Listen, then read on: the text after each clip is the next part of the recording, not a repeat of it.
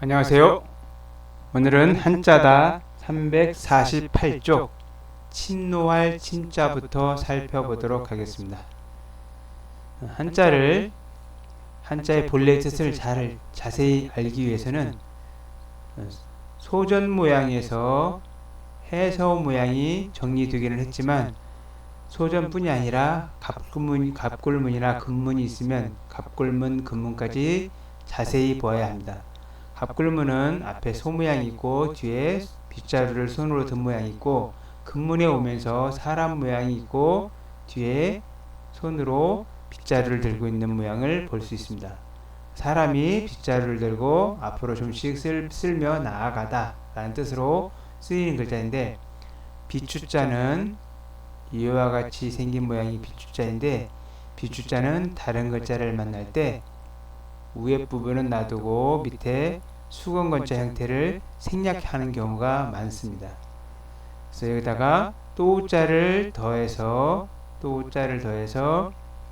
침노하다 라고 썼지만, 다시 이 침자만 쓰기도 하고 사람 일자를 더해서 침노할 침이라고 하고, 잠길 침, 물에 점점점 들어간다, 점점점 조금씩 잠기다 라는 뜻에서 잠길 침. 잘 침자는 집이 있고 집 안에 널조각 장자가 있으면, 집면자 밑에 널조각 장자가 있으면 다 침대로 보아도 무방합니다. 집 침대로 좀 들어가서 잠을 자다 라는 뜻 때문에 잘 침으로 쓰이고 있습니다. 다음에는 안의 첫자를 보겠습니다. 첫자는 이와 같이 여자가 이렇게 있는데, 여자 모양이 있고 장식 모양이 있고 이 모양이 있는데, 이 모양은 지금의 매양매자처럼 보이는 글자입니다. 어머니 모자 형태가 있는 게 있고 단순히 여자 모양만 있는 글자도 있는 것을 볼 수 있습니다. 머리에 장식을 하고 있는 여자, 손이 있어서 손으로 여자를 잡아다가 결혼을 했던 약탈혼의 흔적이 보이는 글자가 안의 첫자입니다. 여자를 손으로 잡고 있는 모양이 안의 첫자가 됐는데, 후에는 소전 모양처럼 변해서 지금의 글자처럼 배웠고, 여자의 장식 머리 모양 이와 같은 모양은 지금은 펼쳐지고 손 모양이 들어가고 밑에 개진 여자가 있는 모양입니다. 그래서 비녀를 손으로 머리에 모아 꽂은 결혼한 여자라고 보기도 하지만, 이렇게 긴 머리를 가진 여자를 손으로 잡아서 끌어가서 결혼했던 아내라고 보기도 합니다. 약탈혼으로 보지 않는 사람은 머리에 비녀를 꽂은 장식한 여자라고 보고, 약탈혼의 근거로 보는 사람은 여자를 손으로 끌어갔다라고 보기도 하는 글자입니다. 근데 안의 첫자를 만나는 글자들을 보면 대부분 슬퍼하다, 쓸쓸하다 이런 의미가 있기 때문에 약탈혼이지 않을까 생각해 볼 수 있는 글자라고 생각됩니다. 안의 처, 쓸쓸할 처. 자기가 살던 곳을 떠나서 아는 사람이 없고, 그러니까 마음으로 슬퍼하다, 쓸쓸하다, 얼음 밑자가 들어가서 차갑다, 냉랭하다, 아는 사람이 없어서 차가워졌다 라는 뜻으로 쓰이는 글자입니다. 깃들을 썼자는 나무 목자가 들어서 나무로 만든 집 안에 살다 라는 뜻으로 쓰이는 글자로, 옛날 소전 모양도 보이지 않는 후대에 만들어져 있는 글자입니다. 다음에 자주 쓰이지 않는 글자를 하나 보겠습니다.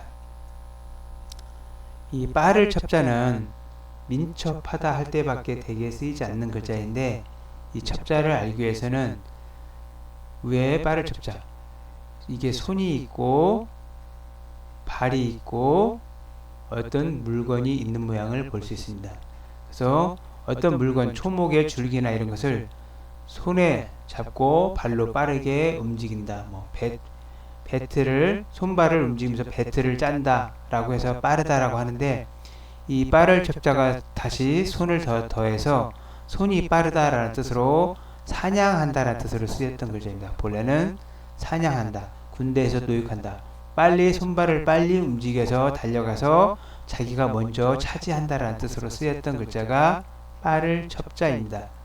1800자 안에는 없고 기타 3500자 1, 2급 글자에 해당되는 글자로 쓰이고 있습니다. 다음에는 강자를 살펴보겠습니다. 이 강자는 지금은 이와 같이 진면자 밑에 미치리자처럼 보이고 있지만 실은 옛 글자를 보면 이와 같이 곡식을 선별하는 모양입니다.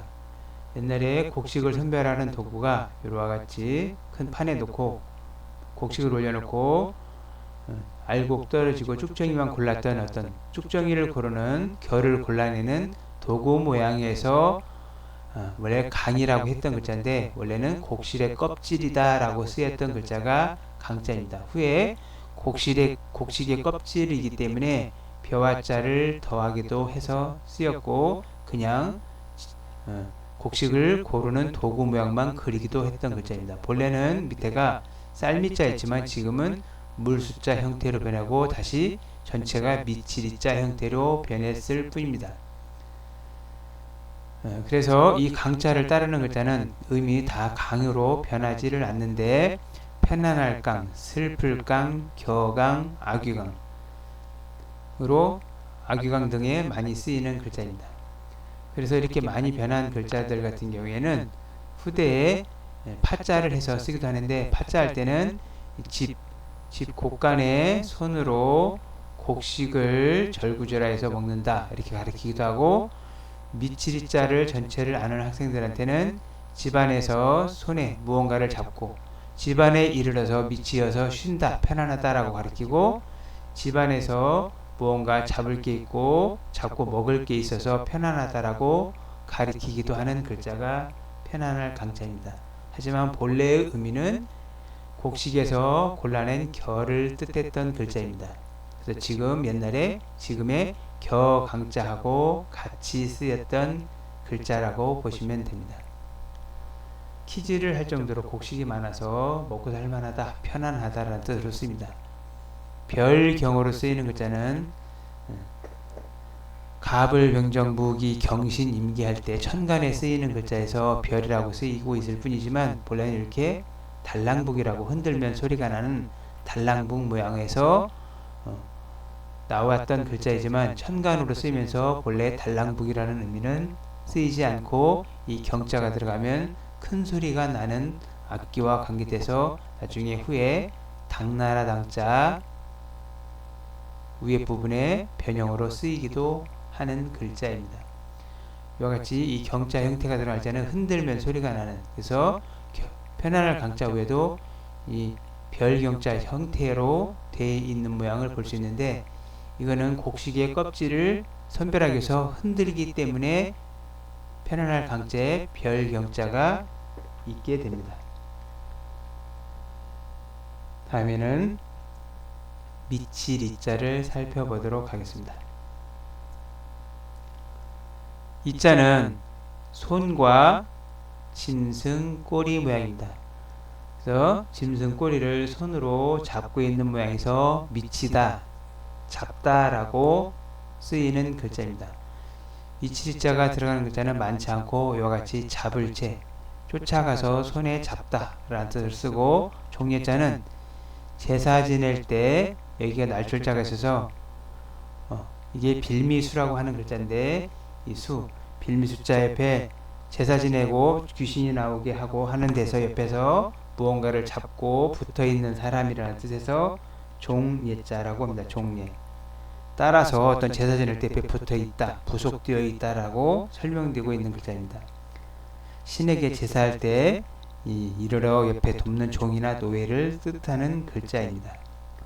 다른 책에서는 혹시 위에가 나무 목자로 쓰여서 이 능금대자인데 이와 같이 쓰인 글자도 같은 종예자로 보시면 됩니다.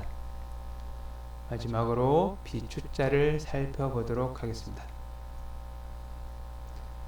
비추자는 같이 빗자루가 서있는 빗자루 형태가 있고 받침대가 있어서 빗자루가 서있는 모양입니다. 지금 보이고 있는 위에 이 부분이 빗자루 땅을 쓰는 모양이고 쓰는 부분이고 밑에가 받침대 모양이었는데 지금은 거꾸로 손처럼 보이고 자루처럼 보여서 이와 같이 빗자루 모양, 이와 같이 서 있는 빗자루 모양처럼 보이기도 하는 글자입니다. 하지만 빗자루를 거꾸로 세우는 모양이 빗줄자입니다.